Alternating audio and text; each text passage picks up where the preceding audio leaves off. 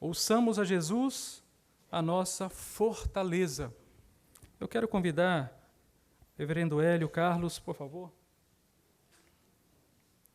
Pastor Hélio Carlos Moraes. Tenho a grata satisfação de apresentá-lo nesta manhã e vou ler um brevíssimo histórico sobre o ministério do servo do Senhor. Foi membro da missão Novas Tribos do Brasil por quase 20 anos. Trabalhou por 8 anos entre os índios Pancarus. É isso? Pancararus. Foi representante da missão na região Nordeste, pastor batista em 2 igrejas por 14 anos. Foi coordenador estratégico da Junta de Missões Nacionais, da CBB. Atualmente é pastor da primeira igreja batista em Anápolis. Nós estamos no mês de missões e, durante todo esse período, nós estaremos recebendo preletores que falarão ao nosso coração, da parte do Senhor, acerca daquilo que nasceu no coração do Pai. Nosso Deus é um Deus missionário. E assim nós recebemos o pastor Hélio com muita alegria, com muita convicção, entendendo que o Senhor fará por meio da vida dele e falará ao nosso coração. Amém? Vamos orar por ele, queridos? Senhor querido, obrigado, Pai. Obrigado pela vida do teu filho. Obrigado pelo ministério do pastor Hélio. Obrigado pela família. Obrigado, Senhor, por todos os presentes que estão aqui para ouvir a tua voz por intermédio da instrumentalidade do teu filho. Obrigado, Senhor, porque em todos os momentos tu tens falado conosco e nesta manhã, cremos, não será diferente. O Senhor usará o teu filho. Faz assim, Senhor, para a glória do teu nome. Que possamos sair desta manhã impactados pelo poder da tua palavra, pela mensagem proclamada, Senhor. Pai, muito obrigado por mais uma oportunidade de ouvirmos a tua voz e oramos assim no nome de Jesus. Amém.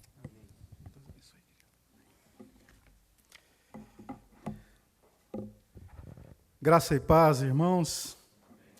Uma alegria estar nesta igreja, nesta manhã. E eu não posso deixar de falar umas coisinhas preliminares do porquê eu estou tão feliz de estar aqui. Esta igreja ela foi muito importante no meu ministério missionário. Quando eu estava me preparando para ir para uma tribo indígena, e um sustento muito pequenininho, especialmente no início, um irmão veio aqui nesta igreja e falou de mim para o pessoal de missões. E uma coisa que eu me lembro que ele disse, olha, tem um irmão muito sério que está indo para uma tribo e precisa de sustento. Esse irmão que veio aqui e falou isso não era dessa igreja e trabalhava aqui em Brasília e morava em Anápolis. Pouco tempo, e ele me disse isso, olha, eu falei de você na Igreja Presbiteriana de Brasília, porque quando ele tinha que ficar aqui, ele vinha congregar aqui, cultuar com os irmãos. E a gente orando para que Deus suprisse para nós mantenedores, e entraram em contato comigo, alguém desta igreja, e durante, se eu não estou enganado, quase 15 anos, esta igreja se envolveu conosco, pontualmente, nunca deixou de mandar um sustento para nós, e sempre de uma forma muito organizada, muito atenciosa. E eu sempre louvei ao Senhor por esse privilégio, por essa honra. Não tem como não sentir saudades, né, do saudoso Noronha. Comecei com ele, Oswaldo, que não tinha essa barba branca, não é? Presbítero Adilson, está aqui, não? Inesquecível Gode, agora o Tony, não é? Ana Tereza. A irmã Leila está por aqui? Leila Scherrer? Não está. Pessoas muito queridas. Tenho muita gratidão.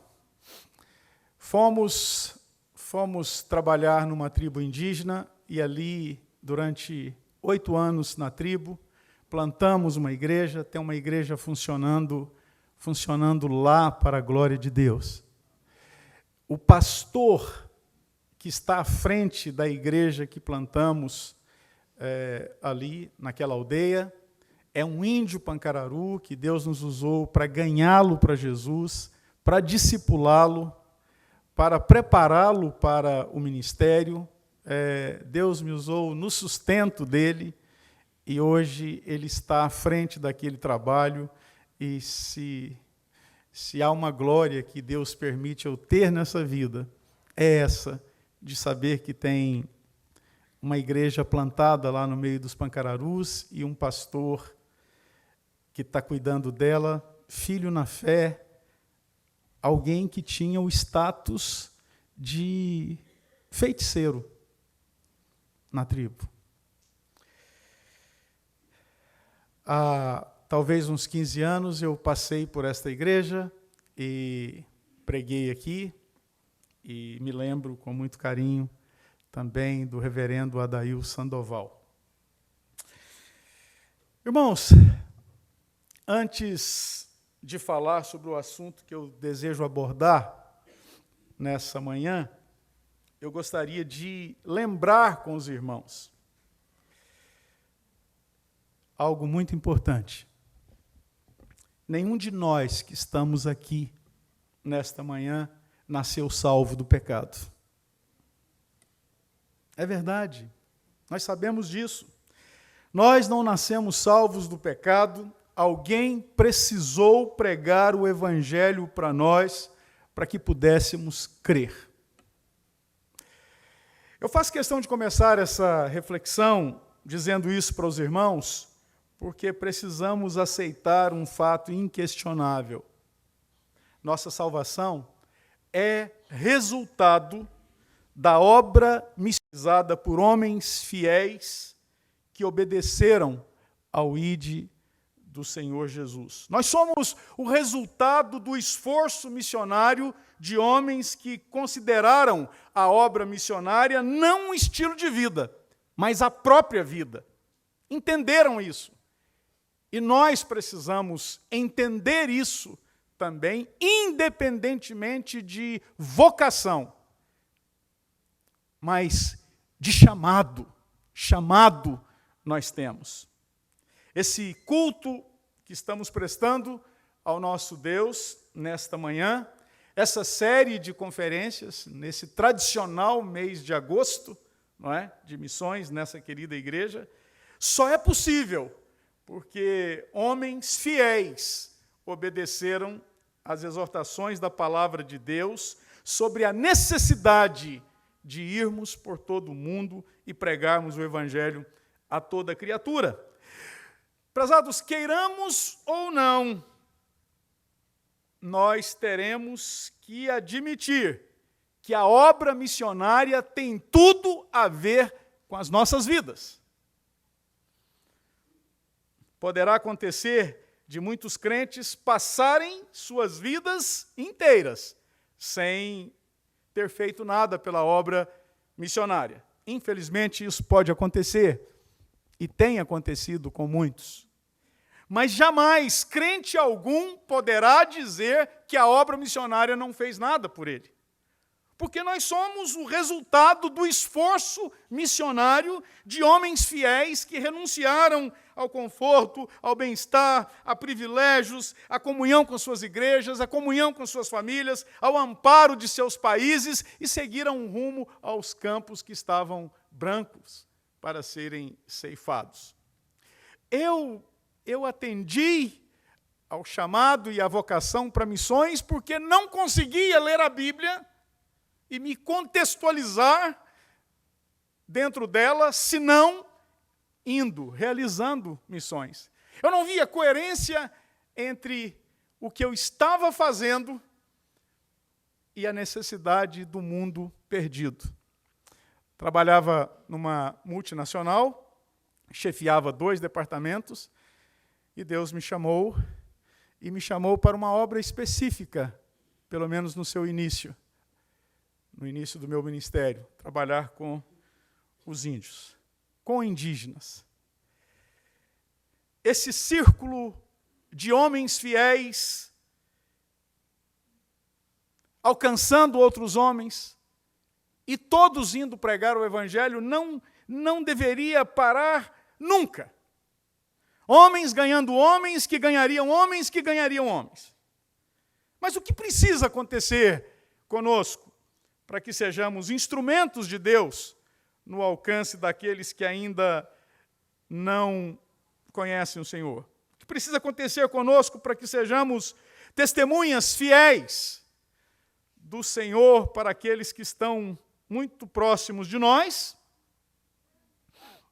Talvez pessoas que compartilham do mesmo teto.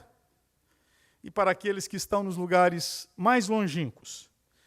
Convido os irmãos a abrirem suas Bíblias num texto missionário, um texto missiológico, muito conhecido dos irmãos. Não quero que vocês se desanimem pelo tanto que o texto é conhecido, mas pelo contrário.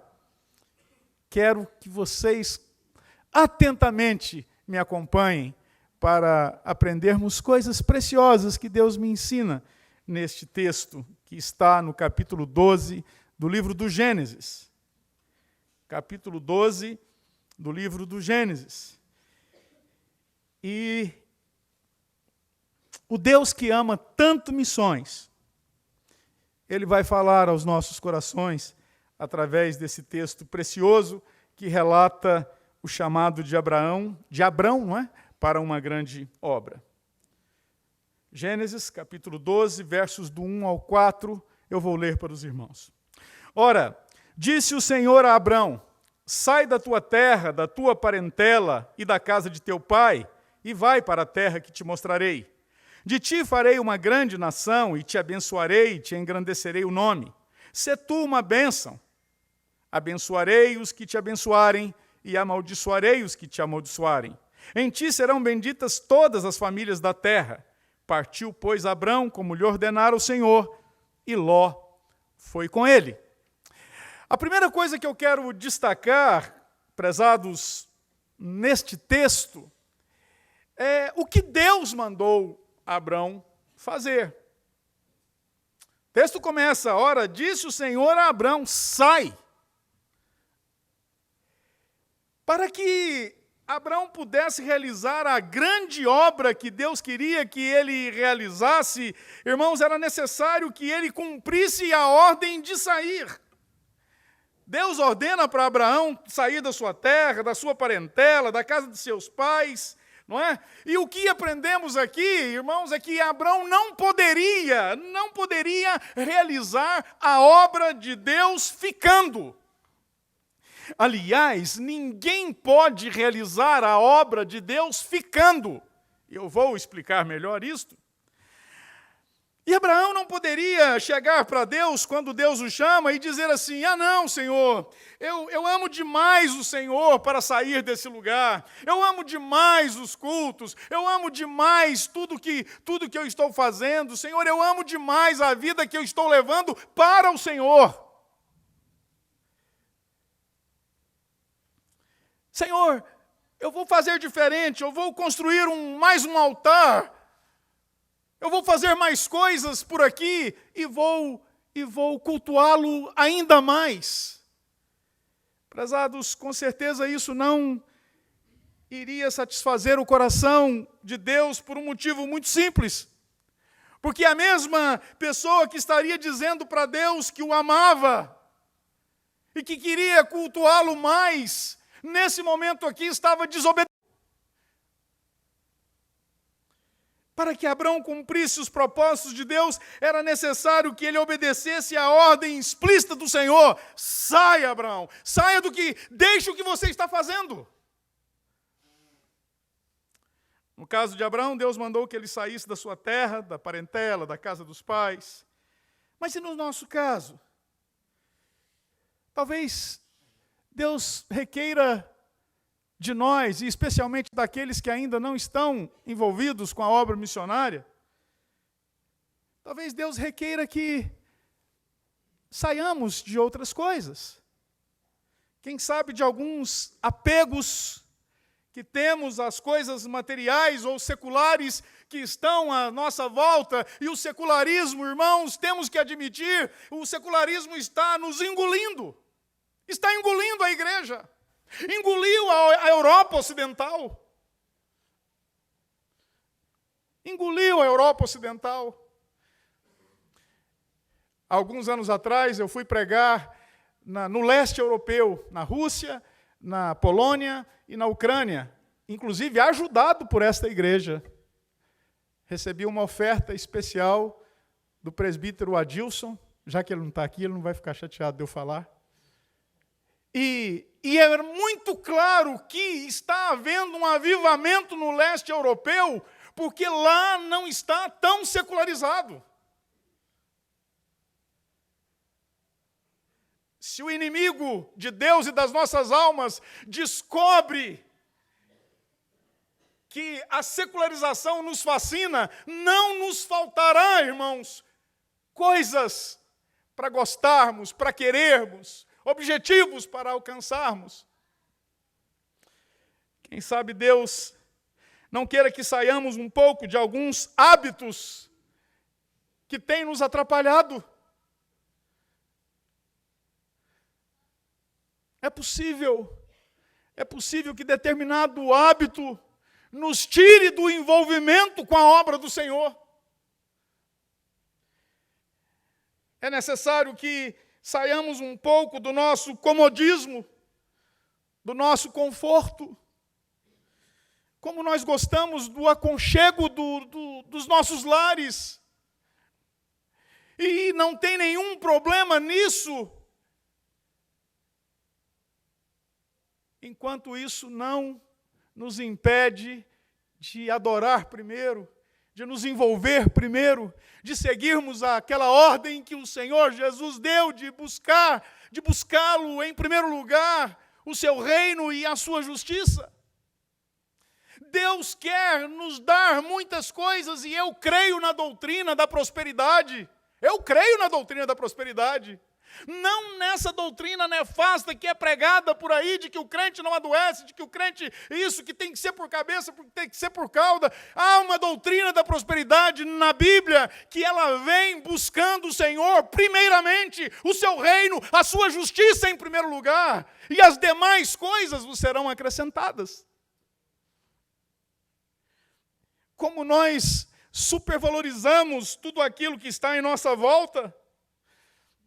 Abraão, para ser útil para Deus na sua grande obra, ele teve que renunciar às riquezas que estavam ao seu redor. Mas ele sabia que estaria se envolvendo numa riqueza, num projeto muito maior.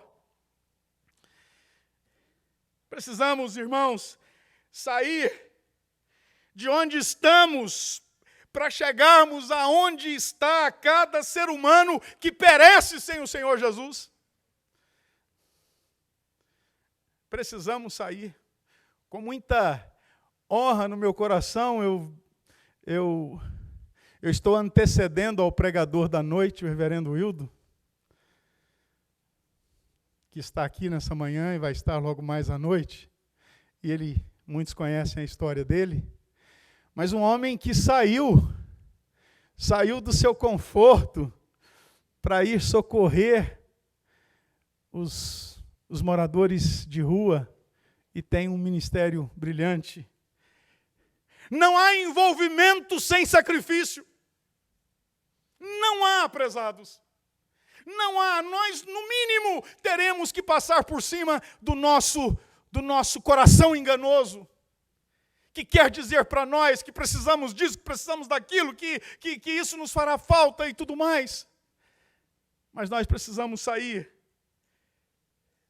para chegarmos aonde está o ser humano que perece sem um Salvador. Precisamos deixar de pensar um pouco em nós mesmos, em nossas necessidades, e pensarmos no povo que tem a maior necessidade de todas, a necessidade de um encontro com Jesus Cristo. Um encontro com o Senhor Jesus. Quando o Senhor Jesus fala para os discípulos: levanta os olhos de vocês e vejam os campos que estão brancos para serem ceifados. Toda vez que eu leio esse texto, eu penso que o Senhor Jesus percebia que os seus seguidores dali estavam olhando para os seus umbigos, para as suas necessidades pessoais, e não tinham olhos para ver uma multidão que queria conhecer o Senhor Jesus.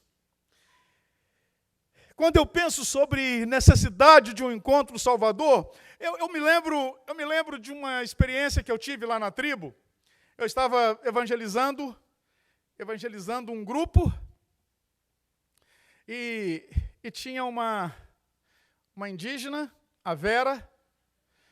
A Vera, ela era uma alcoólatra, os lábios dela eram esbranquiçados, porque ela bebia álcool puro.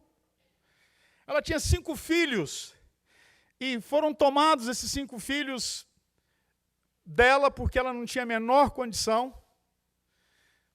Muita gente me dizia que era muito comum, num determinado momento, o marido passar com ela, puxando-a pelo cabelo, arrastando pelo chão, porque ela estava completamente embriagada. Era um horror.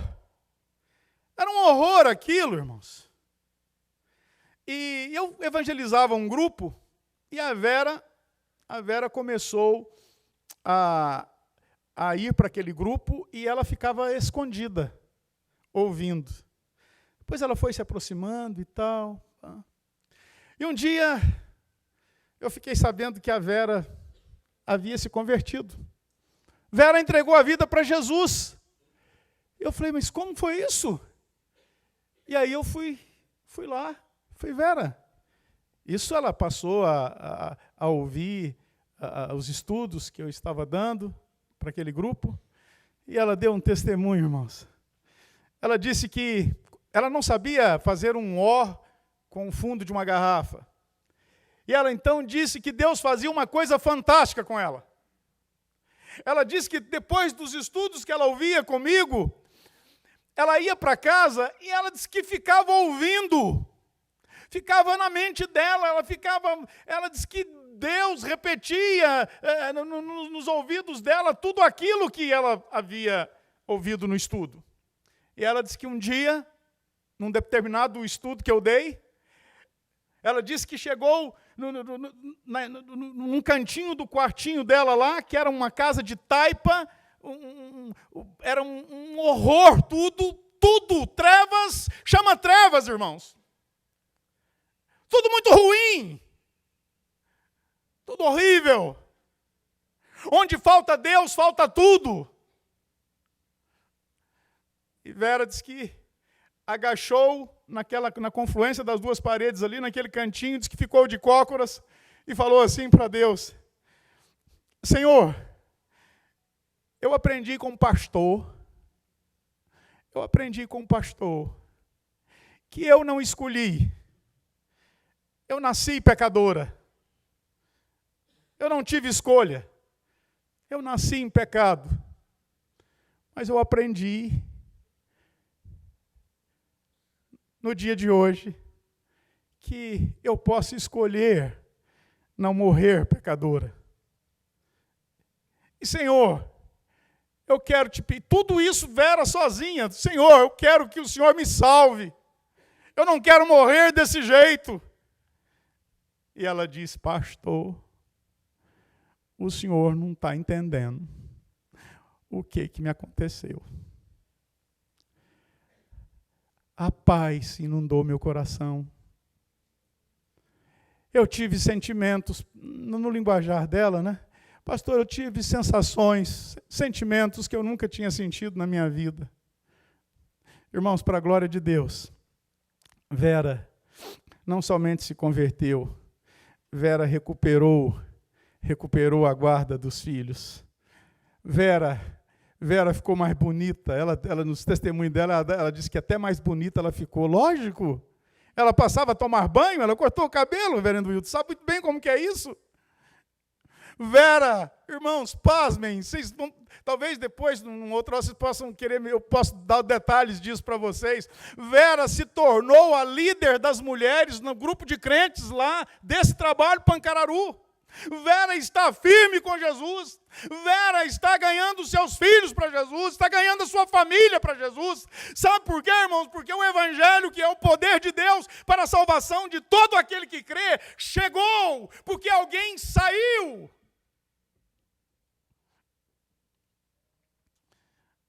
Minha mãe, muito amorosa, quando eu falei para ela que ia para uma tribo, e a mãe estava me impressionando muito. Nós somos 3 irmãos pastores. Eu nasci, até para tranquilizar os irmãos, né, que eu sou pastor da primeira igreja batista, fui pastor em Recife 9 anos de uma igreja batista, mas eu nasci num lar presbiteriano, viu? Me sinto muito à vontade aqui. Tenho 2 irmãos que são pastores presbiterianos, e a mamãe estava me pressionando com relação ao ministério. A mamãe queria que eu simplesmente me tornasse, era o orgulho dela de eu ser um pastor. Quando eu falei para ela que eu ia para uma tribo, ela disse para mim assim: Hélio, você não vai. E aí eu falei: mamãe, está fechando o cerco, eu vou fechar o cerco com ela. E eu, filho, conhece mãe? Eu falei assim: mamãe, a senhora sabe que isso que a senhora falou agora para mim? A senhora pode ter razão. Pode ser que eu não vá para uma tribo. Pode ser que Deus me leve com ele antes disso. E a mamãe disse assim: Hélio, você vai para uma tribo. Você vai para uma tribo. E fui. E ela foi uma das minhas mantenedoras. E não foi fácil deixar o convívio de irmãos queridos, de família querida, família unida, família estruturada, mas nós fomos, eu fui me preparar com 3 filhos pequenos, uma pressão dos diabos, uma pressão do inferno, uma pressão de amigos, uma pressão do próprio Satanás. A gente passa por tudo isso, mas Deus diz: vai, sai, porque eu vou te abençoar. Se formos analisar, irmãos, ainda pensando sobre Vera, nós já temos tudo. E quando eu digo temos tudo, não é porque temos o melhor carro, a melhor casa, o melhor emprego, não. Nós temos o Senhor Jesus como Salvador. É por isso que o profeta Abacuque vai fazer aquela oração maravilhosa: ainda que a figueira não floresça, ainda que não haja fruto na videira, ainda que o produto da oliveira minta, ainda que nos currais não haja gado, ainda que a saúde me falte, ainda que os amigos me traiam, ainda que eu não tenha isso, não tenha aquilo, ainda que o meu armário esteja com muito poucas coisas das quais eu gostaria, todavia, ele vai dizer: me alegrarei em Deus apenas? Não. Ele vai dizer: todavia me alegrarei no Deus da minha salvação. Porque ele entendia que apesar das lutas, apesar das dificuldades, nós temos a nossa salvação garantida no céu. O Senhor Jesus foi preparar lugar para nós. Temos casa lá preparada, irmãos. Por isso nós precisamos sair, deixar de algumas coisas para ir em busca, para sermos usados por Deus na vida daqueles que nada sabem do Senhor Jesus. Lembra o que eu disse no início? Nós somos fruto disso. Todos que estão aqui nessa manhã e que são salvos por Jesus Cristo, o são, porque a palavra chegou, a palavra salvadora chegou para nós. Alguém pregou o Evangelho para nós. Mas o segundo destaque que eu quero fazer foi o objetivo da saída de Abraão. Deus vai dizer: sai da tua terra, da tua parentela, da casa do teu pai, e vai para a terra que eu te mostrarei. Sê tu uma bênção. Sê tu uma bênção. Saia para ser uma bênção, Abraão. Saia, mas não saia somente para cuidar das suas coisas. não mais para dar prioridade aos seus afazeres, não mais para viver em função de seus familiares. Saia para ser uma bênção, Abraão. Saia para edificar, saia para salvar, saia para ser usado por mim, saia para ser instrumento de edificação, de salvação das pessoas. Saia para dar um testemunho de uma vida correta, de uma vida santa, de uma vida dependente de Deus. Saia, Abraão, para ser uma bênção na vida daqueles que você vai encontrar pelo caminho, daqueles que eu já vi, e que vou fazer tudo conspirar para passar na sua frente, para você alcançá-lo. E que bênção, irmãos, saber que a obra que Deus nos chama para realizar é uma obra que Ele vai à frente, preparando tudo. Preparando tudo. Deus faz isso. Ninguém precisa ter medo de se envolver com a obra missionária, seja orando, contribuindo ou indo. Porque em todas essas três maneiras, Deus vai à frente. Amém? Deus vai à frente, Ele é fiel. Deus é o maior interessado em que a obra dele aconteça.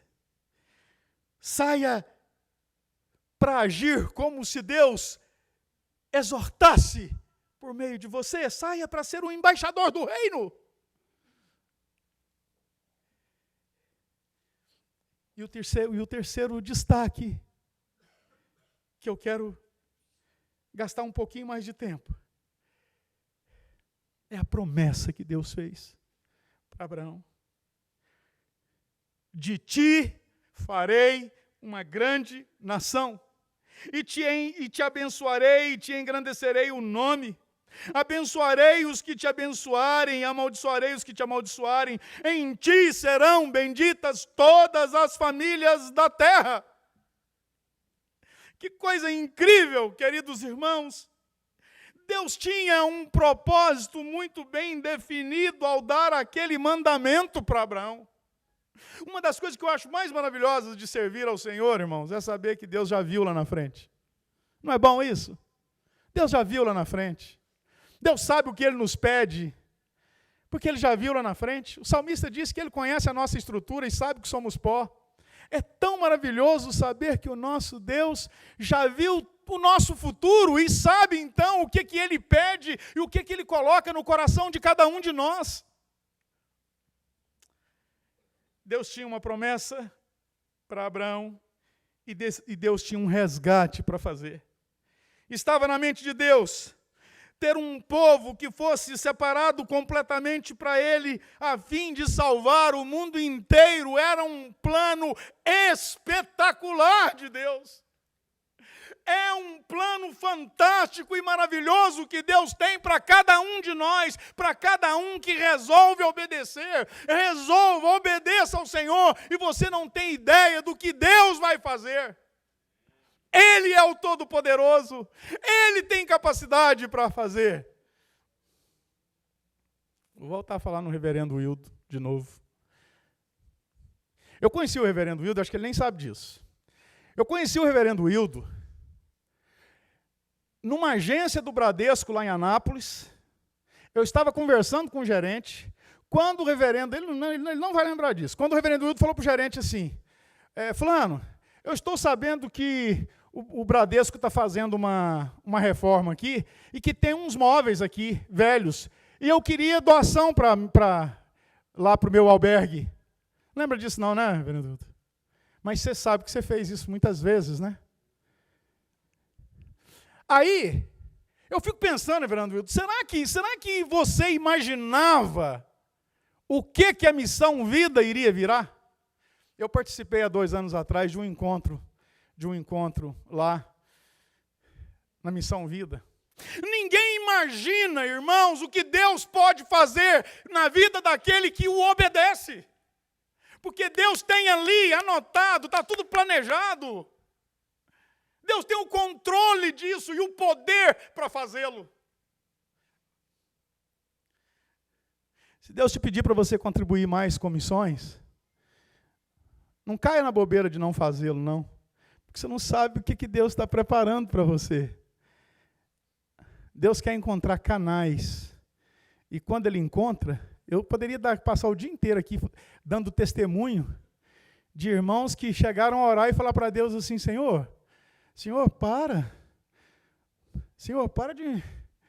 de mandar cliente para mim. Eu sei de um dentista lá de Goiânia, que foi meu mantenedor, que um dia foi uma mulher num carro de luxo fazer um orçamento com ele. E ele não tinha mais lugar.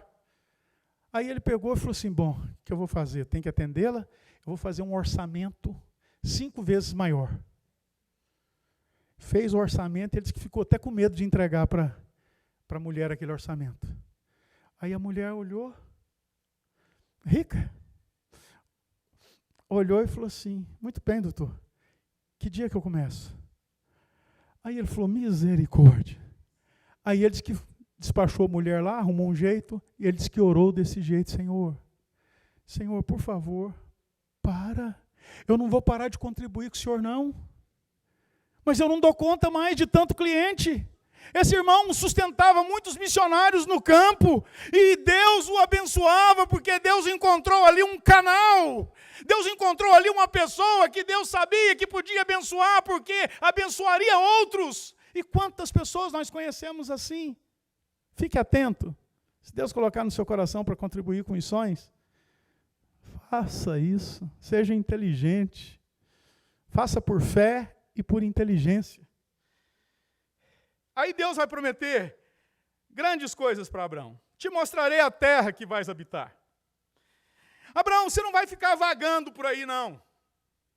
Eu não vou tirar você da sua terra, Abraão, para que você fique sem um lugar, não. Muito pelo contrário, Abraão, eu vou te dar a terra preparada. Eu vou te dar terra onde mana leite e mel, onde há fartura de todo tipo. E é interessante, irmãos. Eu amo aquele momento bíblico, aquele momento em que os empregados de Abraão e os empregados de Ló criam ali um entrevero e tal. E Abraão chega para Ló e fala, Ló, não dá mais, não dá.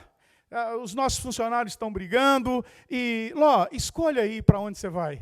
Se você for para a direita, eu vou para a esquerda. Se você for para a esquerda, eu vou para a direita. Ló, quem tinha um chamado era Abraão.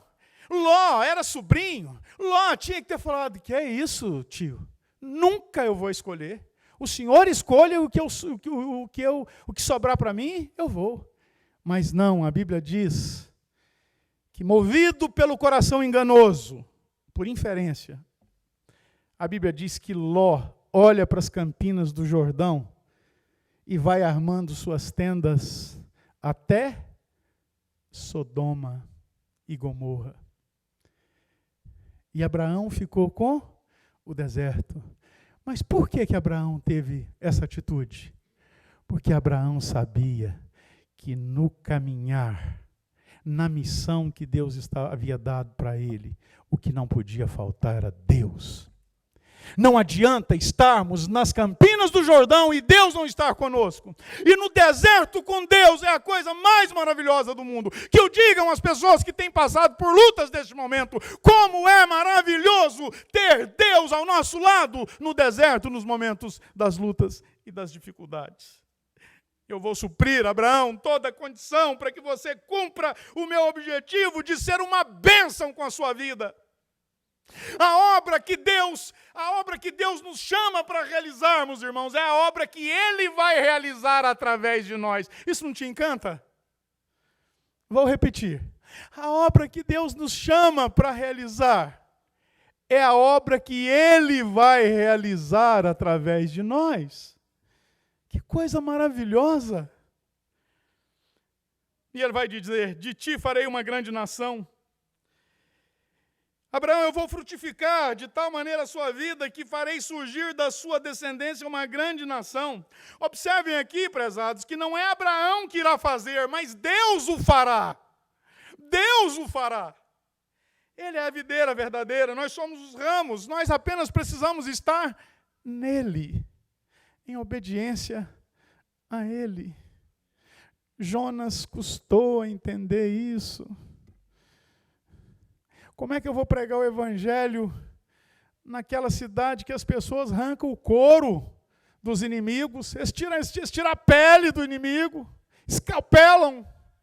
Como que eu vou pregar lá, Senhor? Como que eu vou? Mas sabe qual? Jonas se dispôs, ao invés de ir para Nínive, foi para Tarsis, sabe por quê? Porque Jonas se viu em Nínive sozinho. Jonas deveria ter se visto em Nínive, debaixo da ordem do Senhor, debaixo do cuidado do Senhor. E foi preciso ir lá para a garganta do grande peixe para entender o propósito de Deus. E quando ele anuncia a palavra em Nínive, toda a cidade se converte, porque Deus tinha um plano. Deus é poderoso. Deus é organizado, Deus sabe todas as coisas, Deus não dormita, Ele não cochila, e mais do que isso, Deus é extremamente estratégico e perfeito. Tudo que Ele faz é perfeito. Então o que Ele está nos chamando para fazer é algo que, se nós obedecermos, Ele o fará de uma maneira gloriosa e maravilhosa. Ainda que um José da vida não entenda, quando está lá numa prisão, sabendo que teve um sonho de uma visão de Deus de que ele ia reinar para os seus irmãos. Ele ficou quietinho. Era preciso passar por aquela prisão. Era preciso conhecer o copeiro, o padeiro. Era preciso interpretar o sonho do faraó, para se tornar governador e salvar Israel da fome. Deus já viu o nosso futuro. Te abençoarei e te engrandecerei o nome. Que promessa gloriosa que Abraão recebeu de Deus.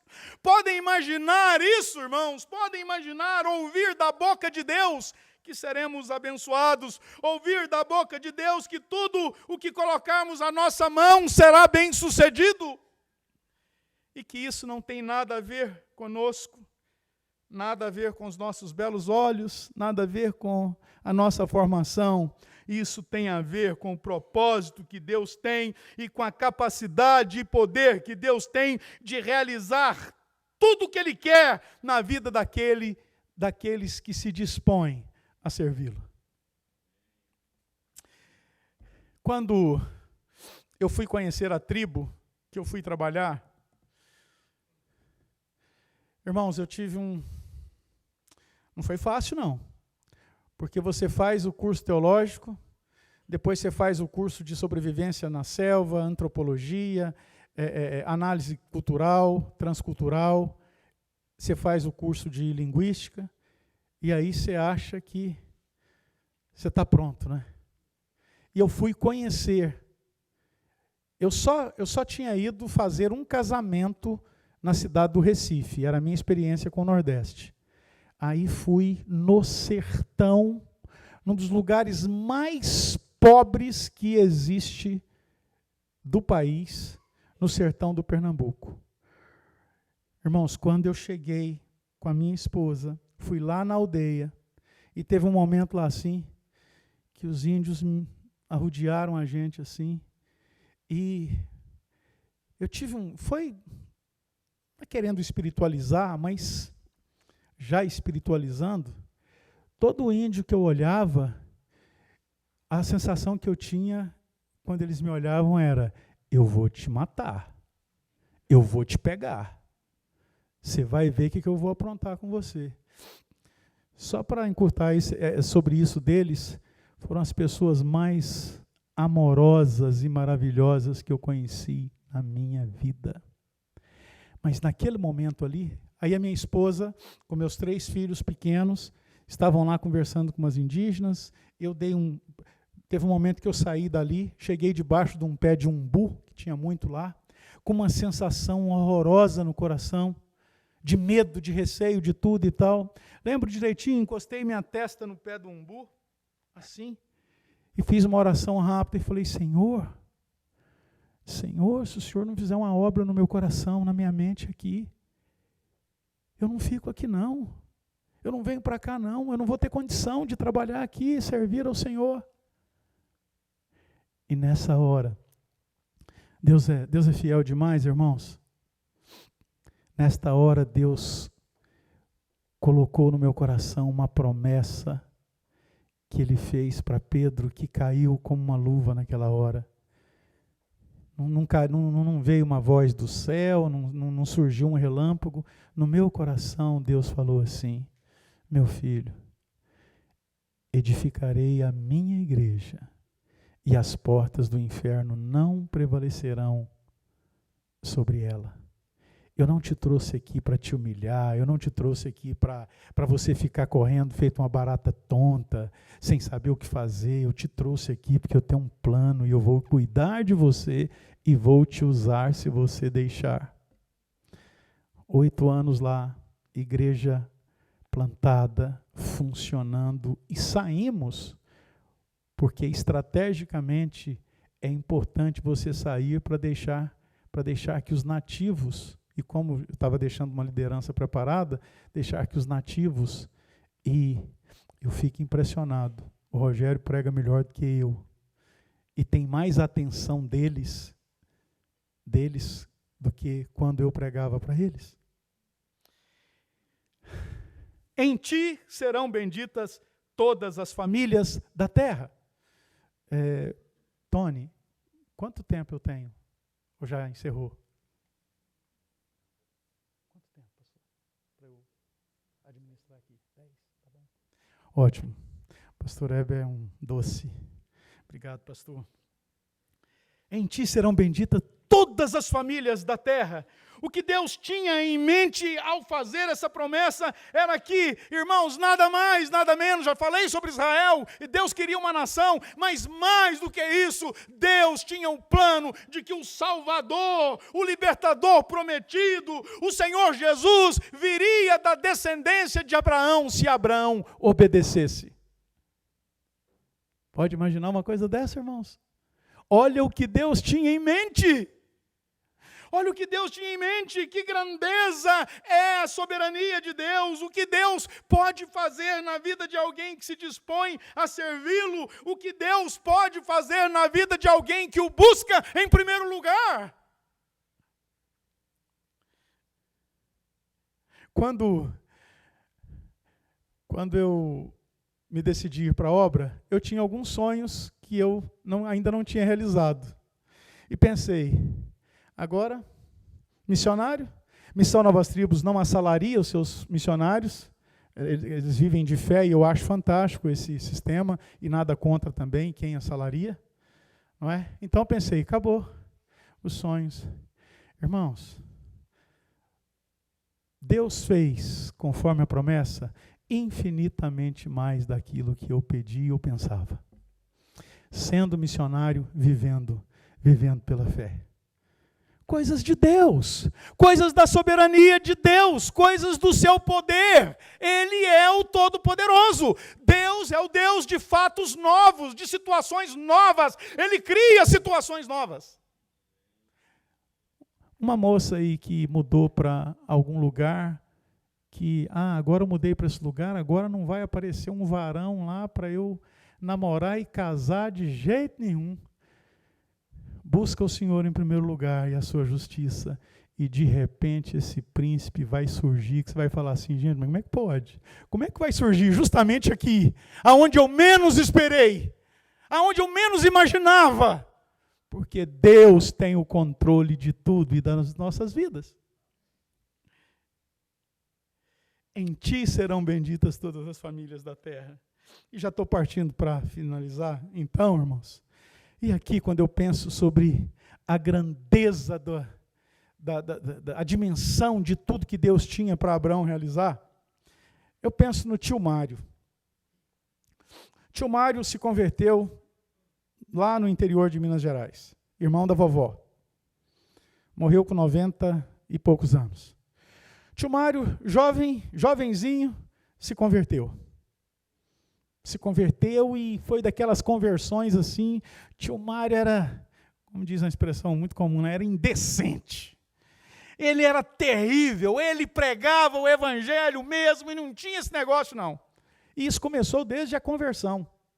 O tio Mário, depois que se converteu, foi lá na fazenda, onde morava a vovó, onde morava minha mãe, que tinha 12 anos, mais ou menos, onde morava o papai, porque mamãe e papai eram primos, são primos. O tio Mário foi lá e pregou o evangelho para a vovó. Vovó se converteu. Vovó se converteu, mamãe se converteu. Com 12, 13 anos. Com 12, 13 anos. O evangelho foi avançando ali, o papai se converteu. O papai casou com a mamãe. Única namorada, primeiro abraço, primeiro beijo, primeiro aperto de mão, primeiro tudo. Foram casados 57 anos, mamãe é viúva. Papai morreu em 2014. Eles se casaram, mudaram para a cidade. Teve o Fábio, meu irmão mais velho, é pastor da primeira igreja presbiteriana de Jales. Aí teve eu, ou me teve. Os professores de português aí. Às vezes a gente dá umas... Me ajuda, irmãos? Me teve, né? Bom, aí teve o... E aí, depois teve o José Carlos, que é pastor da igreja presbiteriana, vai começar um novo ministério. O último ministério dele foi na igreja presbiteriana de Jataí. Eu cresci, me tornei um missionário, pastor, fui trabalhar numa tribo indígena. Aí um dia voltei lá, fiquei sabendo que o tio Mário estava dodói, e fui lá no hospital, no leito. E falei para o tio Mário assim, tio Mário, deixa eu contar uma coisa para o senhor. Eu sou missionário hoje, no meio dos índios. Já ganhei muitas pessoas para Jesus, tio Mário. Ele chorou, ele era muito emotivo, levantou as mãos e falou assim, Senhor, no leito de morte, me leva, Senhor, posso ir embora tranquilo, Senhor. Nós somos 8 irmãos, 3 pastores, Renato, meu irmão, que veio me trazer, é diácono da Presbiteriana Central de Anápolis. O outro irmão é diácono da Presbiteriana Pioneira, em Anápolis. As minhas irmãs, todas envolvidas na obra de Deus. E pessoas, um dia eu estava na cidade de Paulo Afonso, na Bahia, uma jovem lá do centro, Pastor Hélio, e eu falei, gente, eu não conheço ninguém aqui, o que é isso?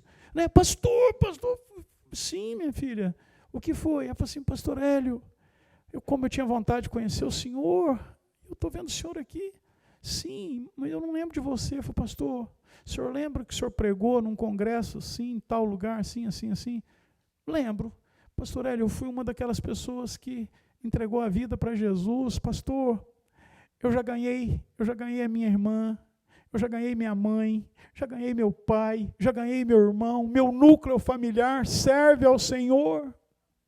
Falou chorando, e eu pensei no tio Mário. Será que o tio Mário, Tony, imaginava uma coisa dessa? Será que Abraão imaginava o que Deus ia fazer? Será que o reverendo Wildo imaginava? Será que o reverendo Eudaldo imaginava? Olha essa igreja, olha o que essa igreja já tem feito por missões. Será que essas pessoas... Não, ninguém imaginava, por mais que a gente tenha dado passo de fé. Isso estava no coração de Deus, e Ele foi nos revelando aos poucos, e ainda continua nos revelando. Sai para ser uma bênção. Sai para ser uma bênção. Desapega, ou pelo menos fica na ordem certa dos valores estabelecidos da palavra. Busca o Senhor em primeiro lugar e a sua justiça, e as demais coisas vos serão acrescentadas. E sabe por que isso dá muito certo, irmãos? Sabe por que Deus tem prazer em nos dar as demais coisas? Porque as demais coisas trarão honra e glória para o nome dEle. Amém? Porque nós somos muito bons em fazer as coisas na nossa força, viu? Nós somos bons para construir torres de Babel. Somos. Mas as coisas que nós construímos pela nossa força e inteligência não trazem glória para Deus. Tem muita gente falando que Deus que fez as coisas aí, mas não foi. As coisas que Deus fez são as que são fruto do nosso buscar. Buscá-lo em primeiro lugar e a sua justiça. Aí a gente vai poder dizer, foi Deus que me deu. Isto é fruto do meu andar e da minha obediência. Saiam. Saiam. Às vezes Deus não está te chamando para você sair, deixar a igreja, deixar a cidade, deixar a família, não. Mas veja aí, do que você está precisando sair. Uma coisa é certa, ninguém serve ao Senhor, ninguém obedece ao Senhor ficando. Há de se sair de algumas coisas. Que Ele nos ajude e nos abençoe. Amém.